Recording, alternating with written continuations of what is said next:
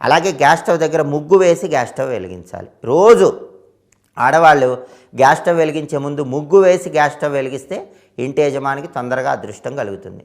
ఆ ముగ్గు కూడా ఎలా వేయాలి? చాలా సులభమైన ముగ్గు. 2 అడ్డు గీతలు, 2 నిలువు గీతలు చాక్ పీస్తో గీస్తే చాలు. ఈ ముగ్గు వేసి గ్యాస్ స్టవ్ వెలిగించాలి. అలాగే ఆడవాళ్ళు పాలు కాగబెడుతున్నప్పుడు పాలు పొరపాటున పొంగిపోతే అయ్యో పాలు పొంగిపోయినాయి అనకూడదు. అమ్మయ్యా పాలు పొంగినాయి అనాలి. అయ్యో అంటే దోషం కలుగుతుంది. అమ్మయ్యా పాలు పొంగినాయి అని చెప్పి 2 బియ్యపు గింజలు పాల చొక్కల్లో వేయాలి. అలా చేస్తే లక్ష్మీదేవి ఆనందించి యజమానికి అదృష్టం కలిసి వచ్చేలాగా చేస్తుంది.